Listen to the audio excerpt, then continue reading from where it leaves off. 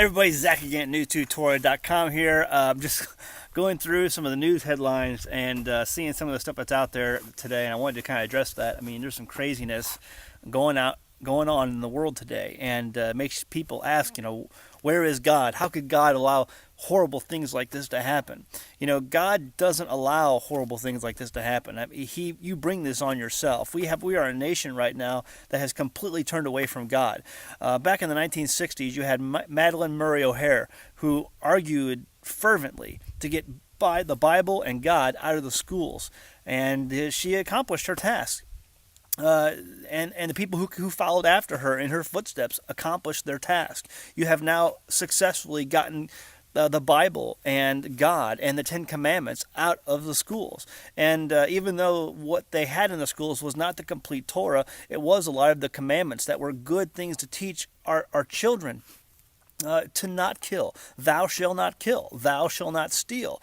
Thou shalt not commit adultery. These things are things that we should have instilled in past generations that are now grown up without a moral compass and have no idea how to live their lives in society to be socially and morally acceptable. And what we have today is people are going around killing each other.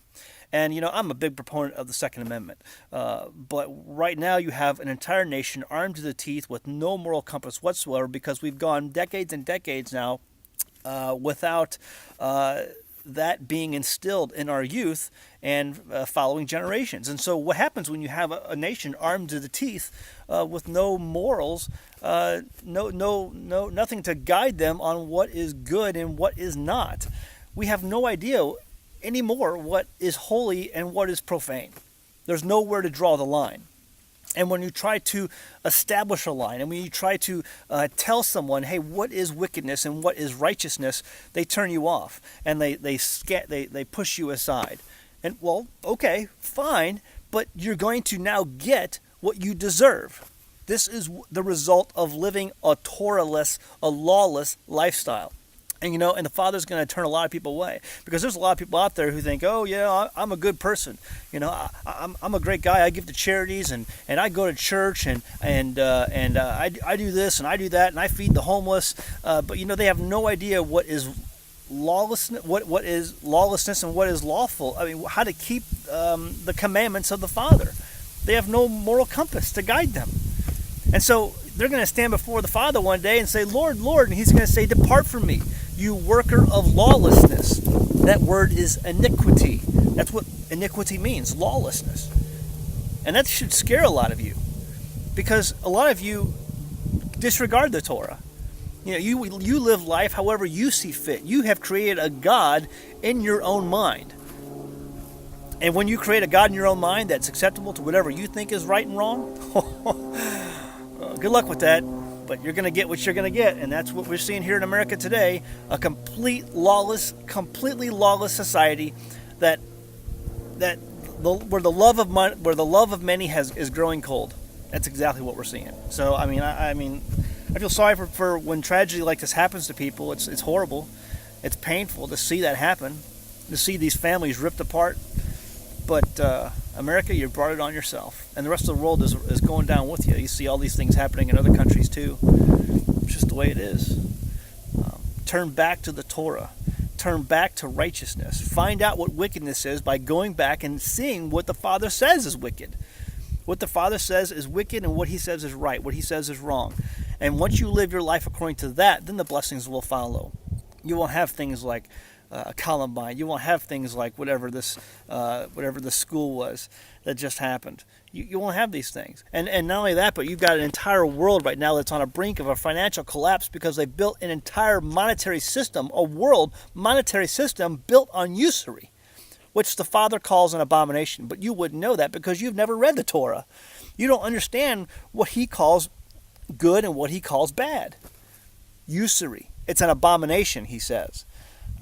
And we've got an entire economy, a world economy built on it. There's some hard times coming. That's why I'm here. I got out. I'm going to leave you with this. I had a very good friend of mine, Pastor Joe Fox, relayed to me a vision that someone very close to him, maybe he'll share it on his channel, shared with him. He was at and this is just secondhand knowledge that I got from somebody else, so it may not be correct. But what was shared with me is that there were a number of people at a gathering, a social gathering, and they saw a fox leave a garage or leave a storage area and run across the field and go into a wood line. And the dog that was there chased after the fox, went to the wood line, gave up the chase, and then went back to the storage shed where this fox originated from. And out of the storage shed bounded out a mangy fox that had mange all over it, and ran right into the dog and knocked the dog over, and was trying to get away from the dog. And the people came out with their guns and with the dog and ran the fox down and shot it and killed it.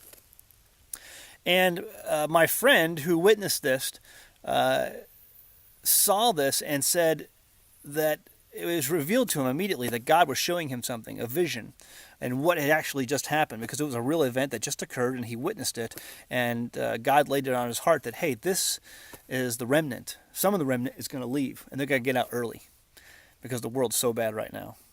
But there's a part of the remnant that's going to try to leave after it's too late, and not many of them are going to fare well. I'm glad I'm out here. I'm glad I'm out here. And I'm very sad that many of you are still back there. I got out, and I don't know what's coming. I don't know what's going to happen on December 20th. I know some of you have seen the Five Trumpets video.